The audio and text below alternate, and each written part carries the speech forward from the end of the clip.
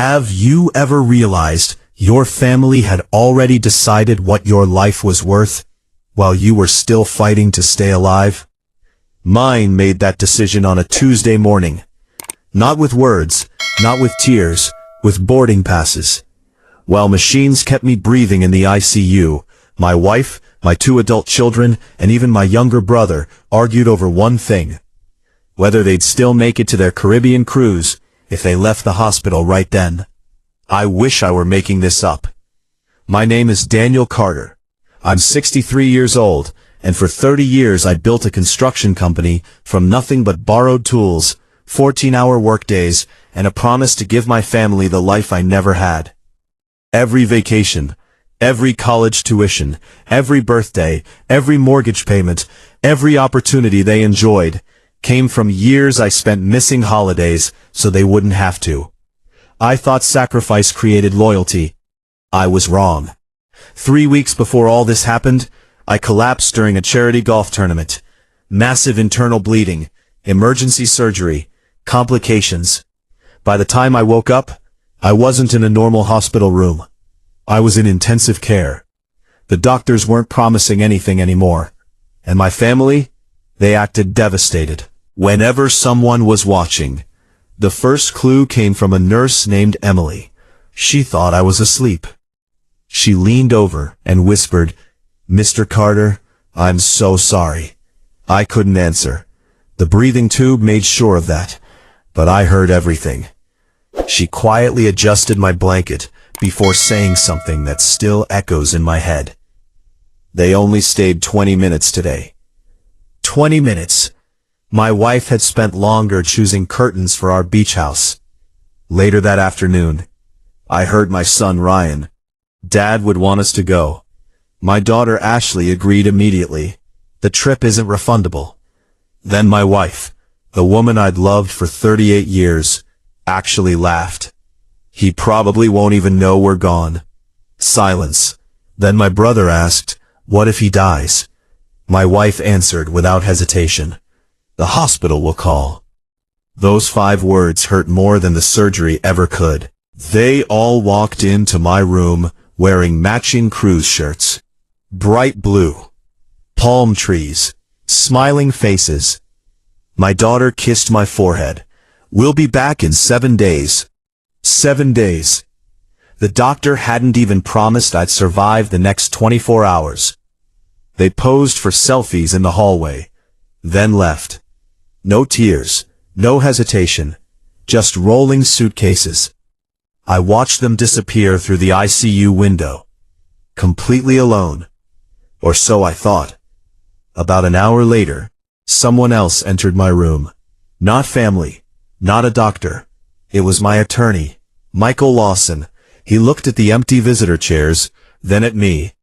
I figured this might happen. He pulled a chair beside my bed. "You remember the instructions you gave me last year?" I blinked once. Yes, after watching a close friend lose everything to greedy relatives, I'd quietly updated my estate plan. Nobody knew, not even my wife. Michael opened a leather folder. "You told me that if your family ever abandoned you during a medical emergency." He paused. I had permission to activate the contingency clause. I blinked again. He smiled sadly. "I already have." That clause wasn't about revenge. It was about character. Every child had educational trusts for their own kids. My wife had lifetime financial support. My brother had ownership shares in my company. But every single benefit depended on one condition. They had to remain actively involved in my care during any life-threatening hospitalization.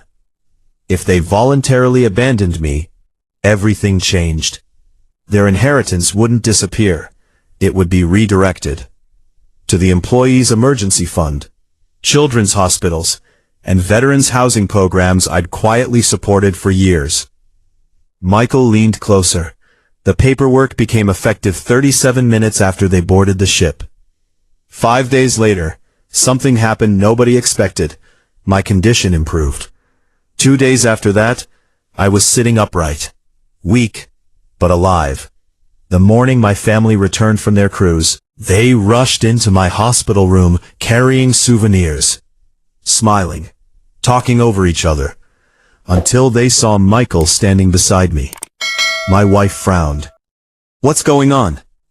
He calmly handed each of them an envelope. Nobody spoke for almost a full minute. Ryan's face turned white. Ashley started crying.